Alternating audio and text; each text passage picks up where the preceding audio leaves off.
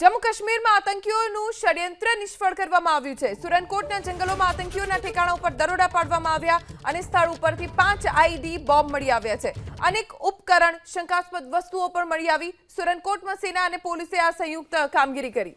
સુરનકોટના જંગલોમાં આતંકીઓના ઠેકાણા ઉપર દરોડા પાડવામાં આવ્યા, જ્યાંથી 5 આઈડી બોમ્બ પણ મળી આવ્યા છે। હાલ તો સર્ચ ઓપરેશન અલગ અલગ વિસ્તારોમાં ચાલુ છે। જમ્મુ કાશ્મીરના જે સંવેદનશીલ વિસ્તારો છે ત્યાં ખાસ સર્ચ ઓપરેશન ચલાવવામાં આવી રહ્યું છે। જમ્મુ કાશ્મીરમાં આતંકીઓનું ષડયંત્ર નિષ્ફળ કરવામાં આવ્યું છે। સુરનકોટના જંગલોમાં આતંકીઓના ઠેકાણા ઉપર દરોડા પાડવામાં આવ્યા અને સ્થળ ઉપરથી 5 આઈડી બોમ્બ મળી આવ્યા છે।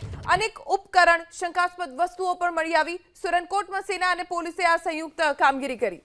સુરનકોટના જંગલોમાં આતંકીઓના ઠેકાણા ઉપર દરોડા પાડવામાં આવ્યા, જ્યાંથી 5 આઈડી બોમ્બ પણ મળી આવ્યા છે। હાલ તો સર્ચ ઓપરેશન અલગ અલગ વિસ્તારોમાં ચાલુ છે। જમ્મુ કાશ્મીરના જે સંવેદનશીલ વિસ્તારો છે ત્યાં ખાસ સર્ચ ઓપરેશન ચલાવવામાં આવી રહ્યું છે।